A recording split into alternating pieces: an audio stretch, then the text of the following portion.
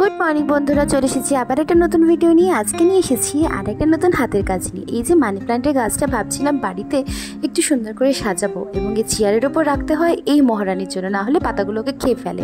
বাড়িতে ছিল একটা মরচে পড়া পুরোনো দিনের বিস্কুটের কৌটো, ভেবেছিলাম আজকে ফেলে দেবো, তারপর ভাবলাম যে না, ফেলবো না। এত সুন্দর একটা টিনের কৌটো, এটাকে যদি সাজানো যায়, তাই ভাবছিলাম যে কি করা যায়। তখন ভাবলাম টিনের কৌটো মানি প্ল্যান্ট, টিনের কৌটো মানি প্ল্যান্ট, আবার টিনের কৌটো মানি প্ল্যান্ট। মাথায় চলে এলো একটা দারুণ বুদ্ধি। তো ভাবছিলাম কি এবার কাজ করা যায়।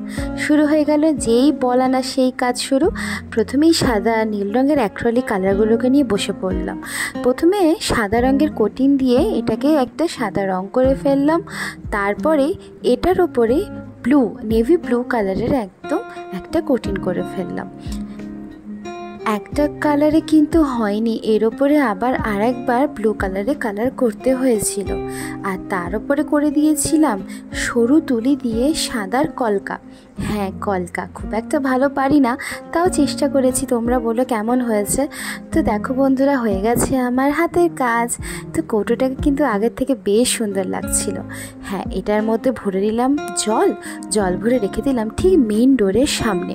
শুনেছি নাকি নীল রঙের পাত্রের মধ্যে জলে যদি মানি প্ল্যান্টের গাছ মেইন ডোরের সামনে রাখা হয়, তাহলে নাকি লাখ ফেরে এবং মা লক্ষ্মী ঘরে আসে। তাহলে বন্ধু, তোমাদের এই ভিডিওটা কেমন লাগলো জানিও। তোমরা সবাই খুব ভালো থেকো।